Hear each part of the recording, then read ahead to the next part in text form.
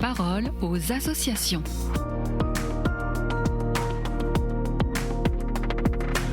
Bienvenue dans la parole aux associations. Aujourd'hui, je suis avec Guillaume Nicolas, délégué général du CCFD Terre Solidaire, ONG de solidarité internationale. Guillaume Nicolas, bonjour. Bonjour. Nous sommes le 1er janvier, un jour où l'on échange traditionnellement nos vœux, mais c'est aussi pour l'Église catholique la journée mondiale de la paix. Quel regard portez-vous sur l'état du monde dans ce début d'année 2026 ?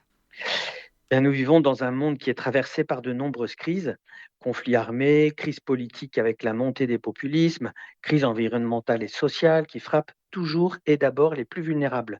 Alors l'année 2025 a été marquée par beaucoup de tensions et de repli sur soi, y compris en France, mais en même temps, j'ai vu à quel point des femmes et des hommes, partout dans le monde, continuent de se lever pour défendre la paix, résister à la violence et poursuivre le dialogue.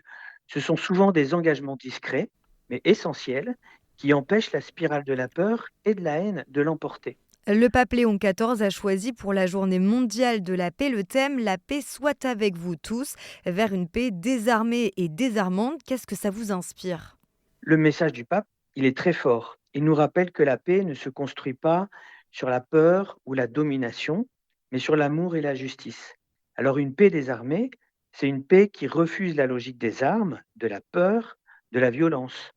Une paix désarmante, c'est une paix qui ouvre les cœurs, qui suscite de la confiance, de l'empathie et de l'espérance. Le pape insiste, il ne suffit pas d'invoquer la paix, il faut l'incarner dans un style de vie qui rejette toute forme de violence. Alors ce message, il résonne particulièrement avec notre action au CCFD Terre Solidaire, où nous travaillons chaque jour avec nos partenaires pour plus de justice. Et en quoi la solidarité internationale participe-t-elle à cette construction de la paix ? Mais en fait, la paix durable ne peut exister sans justice. Or, la faim, la pauvreté, l'accaparement des ressources, l'exclusion nourrissent les conflits. Et au CCFD Terre Solidaire, nous agissons avec nos partenaires locaux pour que chaque être humain puisse vivre dans la dignité. Par exemple, en soutenant des projets d'agroécologie pour permettre à des femmes paysannes de nourrir leurs familles et de s'adapter au changement climatique, ou en accompagnant des initiatives de dialogue et de réconciliation pour briser les cycles de la violence. En mobilisant les citoyens en France aussi, nous faisons pression pour des politiques plus justes. La solidarité internationale, c'est un engagement qui est concret pour une paix qui ne soit pas seulement l'absence de guerre.